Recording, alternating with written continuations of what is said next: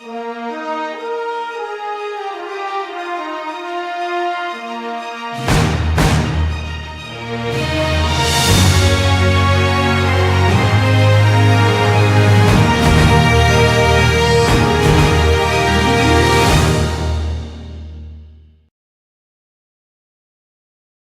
I'm concluding my summer series today. What is God like? This is my 9th message, and it's entitled, I don't know what it's entitled. It's a question mark, right? Why would I entitle it a question mark for the last of the 9? I've asked myself that several times. That I really should have an answer, but that was the thing that came immediately when I was thinking of this last one, because there's unanswered questions in what we're going to look at this morning. It's kind of a fascinating part of the story that we have been unpacking since June. Jesus was confronted about his behavior. He was confronted because he welcomed, made friends of those that were called sinners. And in answer to that, he gave a story that had 3 parts. And in that was a way of showing what God is like. And the first part was about a shepherd who had a lost sheep. He found it, then there was celebration. And then there was a woman who had a lost coin, searched for the coin, found it, then there was a celebration. Now there's a father who has 2 sons. The son leaves, lost to him. The son returns. He welcomes him back. There's a celebration. And that could be the end of it. Right there. It could finish, the whole story could finish before what we are now going to talk about. But Jesus adds an addendum to it. There's another person in this. And though it's a different setting, it still shows us some things about what God is like. It's pretty amazing. So it's the older son. And the story goes like this. Meanwhile, the older son was in the field. So the party's going on. The celebration's going on. The father, and I like this picture. If you were here a couple of weeks ago, we talked about how the father provided the best robe and the ring and the sandals for his prodigal son. One thought is perhaps he was dressing him for the celebration he knew he was now going to call.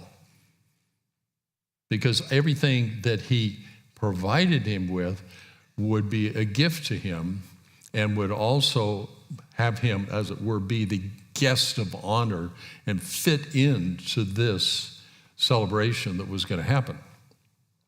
Meanwhile, the older son was in the field. When he came near the house, he heard music and dancing. So he called one of the servants and asked him, "What is going on?"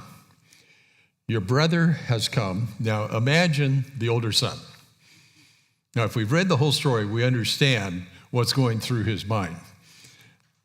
His brother, he has contempt for. His brother is an issue for him.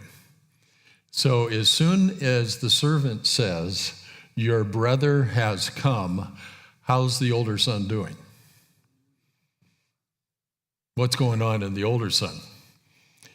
He replied, "And your father," now we have the response, he's come, and look what your dad did. He killed the fattened calf because he has him back safe and sound. Now, if you're a parent and you have an at-risk child and he's back safe and sound, she's back safe and sound, you celebrate.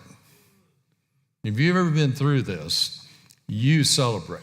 The idea of safe and sound, that is so huge for us as parents. Goes on. The older son became angry and refused to go in. Now, what do you think? Do you think that was just a spontaneous anger? He always loved his brother and just all of a sudden he got mad? Or do you think there might have been a little sibling rivalry and there might have been a little bit of seething bitterness towards his brother for the last 2, 3, 4 years of whatever? Any number of things you can put together. But as we look at the brother, he definitely had taken up an offense against his brother. when his brother did what he did. He dishonored his father, shamed his father, took the money, went, and the older brother was severely angered by that. He became angry and he refused to go in. Now, this is very important because the younger brother took all of this wealth and left. He dishonored, disrespected, shamed. The older brother refuses to go in. He dishonors, disrespects, and shames his father by not going in. That makes sense to you? The father has chosen this. The father has thrown the celebration. And the older son says, I don't like what you've done. You've made the wrong choice. And I'm not going to do this. I'm not playing. I'm not going in. So he refused to go in. So what isn't here, but the servant goes, tells the father, and the father went out and pleaded with him. The father leaves the celebration. Now, here's the moment the father's been looking forward to. Here's the moment of joy. Here's the moment where he's celebrating. Here's the moment where he has back his son. The older son refuses to go in. The servant comes. What does the father do? He leaves the celebration. Did he have to?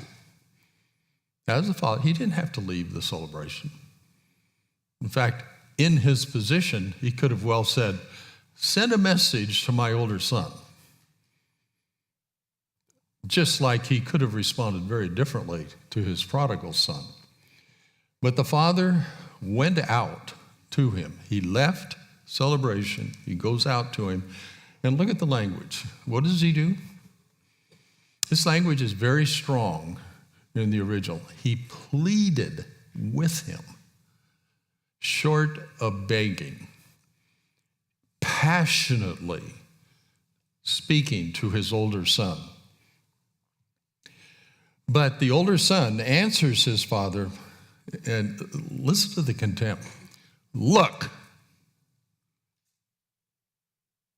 You ever had that go on? You ever had one of those kind of conversations? Those are a lot of fun. All these years I've been slaving for you. So what does that tell you about him? Why is he doing what he's doing? Is it in his heart to serve his father? Or is he doing what? He's doing it out of bitterness. He's doing it out of anger. And never disobeyed your orders. Yet you never gave me even a young goat so I could celebrate with my friends. In other words, you never celebrated or honored my performance. You never looked at what I was doing for you and gave me a goat so that I could have a party with my friends. But when this son of yours, who has squandered your property and prostitutes, comes home, you kill the fattened calf for him. It isn't fair. Look what he's done. Look what you do. Look what I've done. Look what you haven't done. It's not fair. Have you ever judged God? Have you noticed that life isn't fair? And as far as what I've seen, frankly, God isn't fair either. And I'm so glad he isn't, because I don't want what I deserve. Anybody else? I mean, I am not interested in going to God and laying out everything I've done for him and then saying, okay, pay up. It's more like, I'd much rather present him Jesus and say, I'd like everything he's done, thank you. Because that's what he gives us. That's what the grace and mercy is. It's based on what Jesus has done. Now, this is amazing. My son, he doesn't disown him. My son, the father said, you are always with me. And everything I have is yours. How would you interpret that? What would you say about that? What's the father saying? I have given you myself. I have given you everything I have. What more is there? I've given you everything. But we had to celebrate and be glad because this brother of yours was dead. And the word death or dead, it's helpful to think of it as being separated, estranged, distant, is alive again, back in relationship. He was lost and is found. That's where the story ends. We don't know what the older son does. We don't know if he ever goes in. We don't know how it plays out. We're not told. Why would Jesus add this part to this beautiful return of the prodigal and now this bitter, estranged, frustrating encounter with the older son? Well, in the audience, there were those who were religious leaders who were like the older son.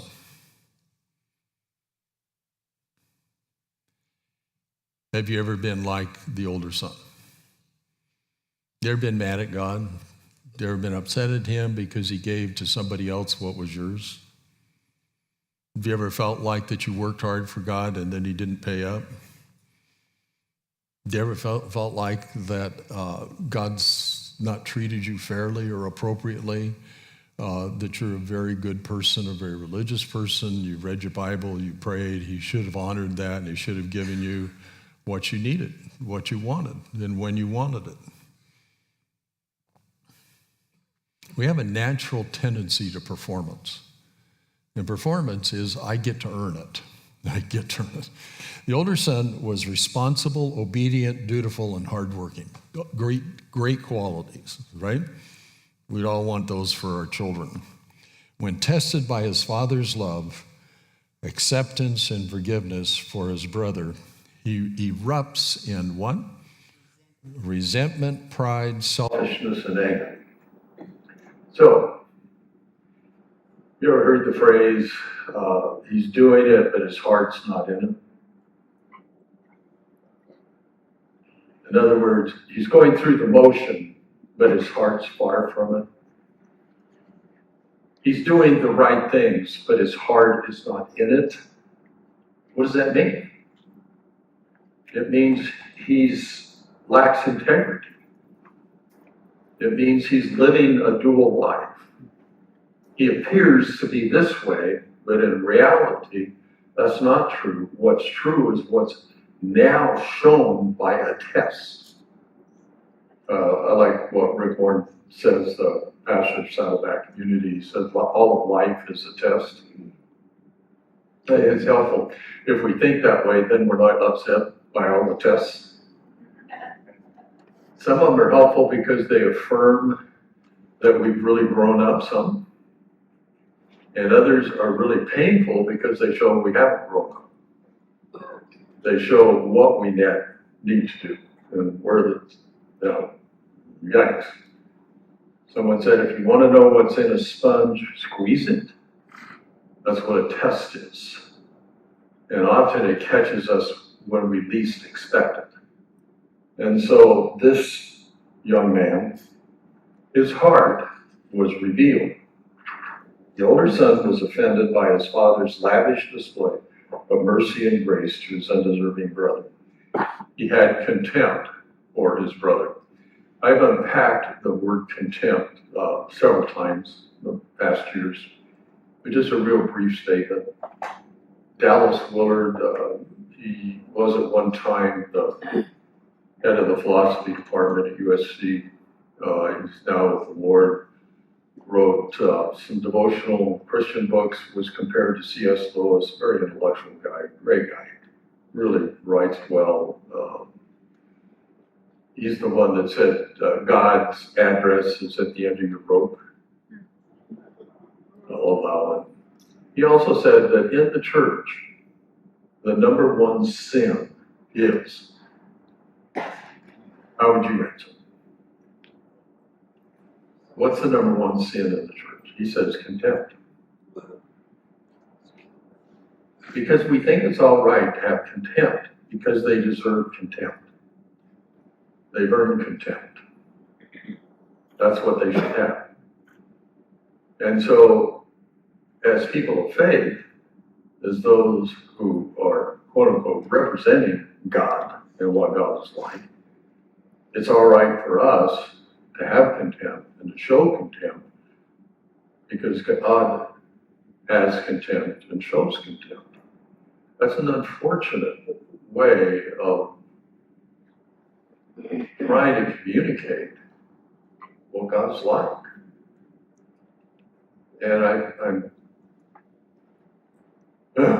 it frustrates me because contempt is so toxic and people walk into it so easily. It will destroy a marriage. It will destroy any relationship. And you're never going to lead somebody to the Lord you have contempt for. So that's our problem, isn't it? Contempt is my problem. It's not the other person's problem. It's my problem. He had contempt for his brother. And this is kind of a popular deal these days. It's all about me. And it's all right to say it's all about me, kind of one of those kind of things. Now, there will be times in your life when you feel like it's all about you and it's the right thing that it's all about you and everybody else should just get on board with it, including God, and. We become incredibly self-indulged, selfish, self-focused. We've all been there. It's all happened to us. It's only God's grace that sets us free from that whole thing of our selfishness. So let's look at the Father. This is what we learn about the Father. He left the celebration. He left the place of joy.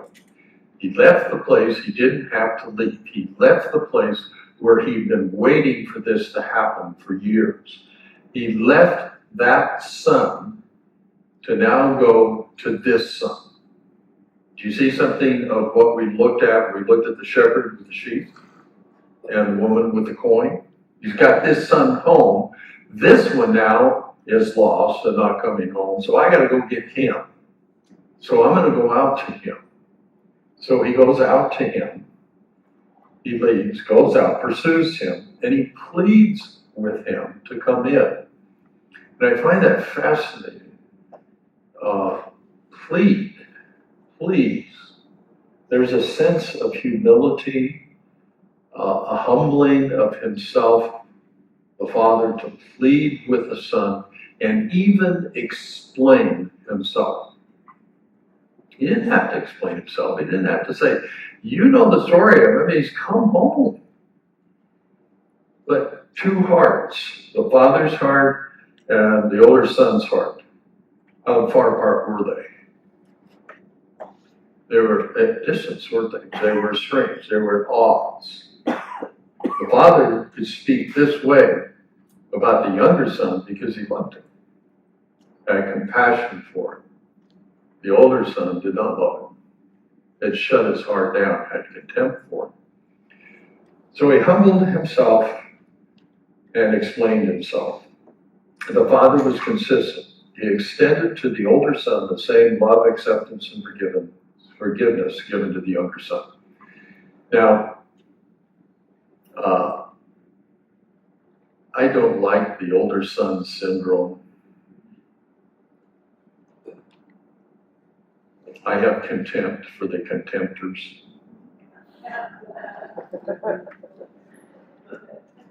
And I'm right. Right? No, I'm not right. And anytime I feel contempt for someone who is acting like a Pharisee, what am I? You just can't get away with being contemptuous. It just isn't going to work.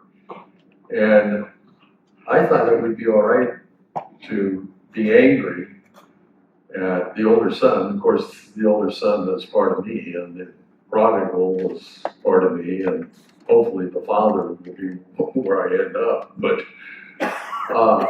that has been a real challenge to me.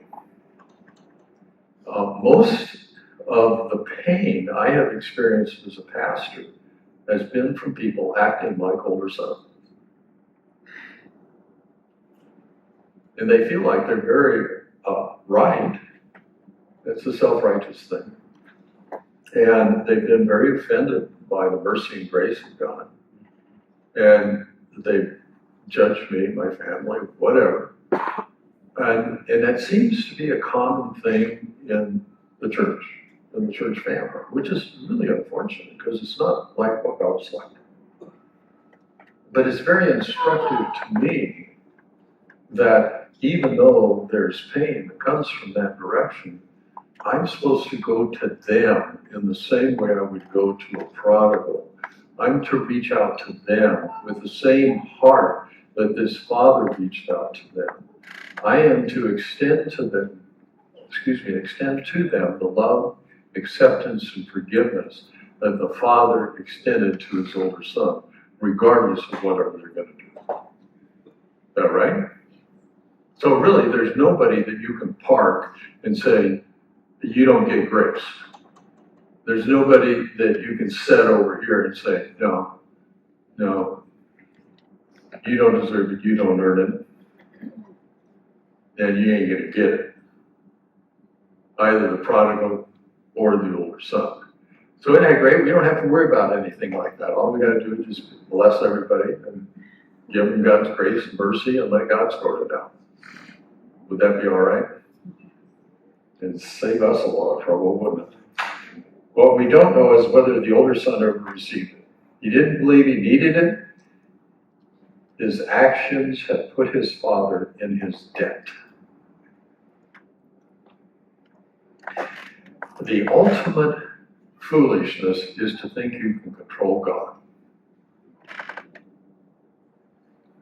And I bet I could fill a library with the books that will tell you how to control God.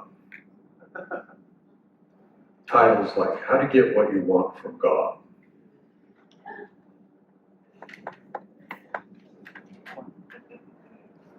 There's an outline in da-da-da, and if you just do you'll get what you want from God. You know, put a quarter in, hit the right buttons, you'll get what you want from God. Boy, we have to be careful with that. That attitude of trying to control God. And there are times of desperation when we're so desperate for God's provision, for God's help, that we'll look for anything. We'll plead and promise, God, I'll do this if you'll just do this. And I've told you the story. I went through one of those. It was very dramatic because it involved Brad and his cancer. You know, when I discovered that he had cancer that could take his life, I was in a crisis with God. And my 24-year-old son going crazy. And I went to God and I said, okay, I'll fast. I'll pray. I'll be a better Christian. I'll read my Bible more. I'll pray more. I was looking at all the different things you're supposed to do. I'll witness more, yada, yada, yada, yada. But when I got to the fasting, I felt like I'd hit the jackpot. I figured, if I fast, especially more than a day, heaven has to notice. And it's got to amount to some points on my brownie points on my chart, and I'm going to get from God what I want. Now, come on, you believe that, don't you? Come on, you do too. Think about it for just a minute. Why do we have books like Why Does Revival Tarry? You know why we have books like that? Because we believe we can make God do revival. We're crazy. You can't make God do anything. God's going to do what God's going to do. All he's asking us is to be a part of it. And if he gives us some idea of what's going to happen, he invites us to pray. We get this wild idea that we made it happen. And God said, no, I just let you in on it so that you could pray. I'm just going to do it anyway. Da-da-da-da-da. You just have to be careful in your brain thinking that somehow or another, I'm going to make God do what I want him to do. And God spoke to me. He says, Lee, you know me as Father. Don't you trust me yet? Don't you know my heart? And I would just, why do you have to manipulate me? Why do you have to feel like you have to earn it and control it and make it happen? Why can't you just trust me? Don't you know my heart? That's very risky, isn't it? To say, okay, I'm just going to trust you. Now, we should do all the other stuff. That's the thing. But we shouldn't use it to try and earn something from God. That's not why we do it. Or is it?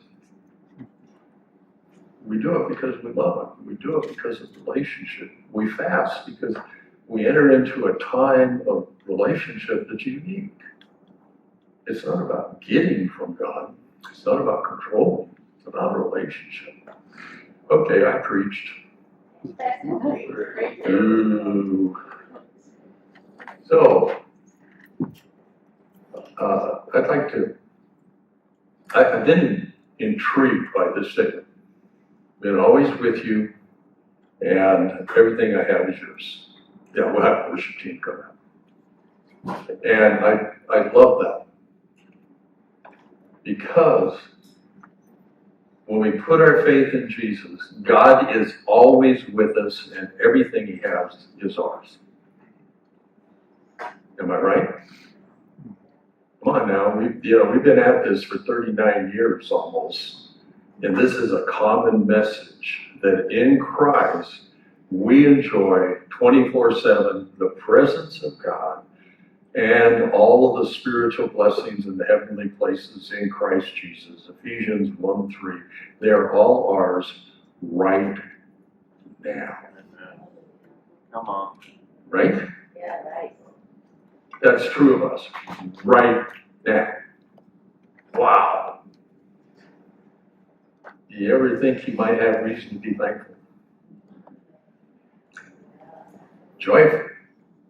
You say, man, it's already. Yeah. It's already. It's right now. Thank you, Jesus. Right now it is. But you know, something happens to us. We get the joy of that stolen from us. And we become cynical and negative because life beats us up. And because of that, we grow hard and our hearts grow hard. And that simple, childlike God, I love you. I need your joy. Circumstances are not producing the joy I need. I need it direct from heaven. I need this. And that's what God promises. Amen. He knows what your life will be like. And if you're trying to suck joy out of your circumstances, good luck. But he says, here, there's joy. And Jesus promises that. So as I close, I'm going to pray. We have always your presence, and everything that you have is ours. And we're so grateful. And we get so upset. And Father, forgive us.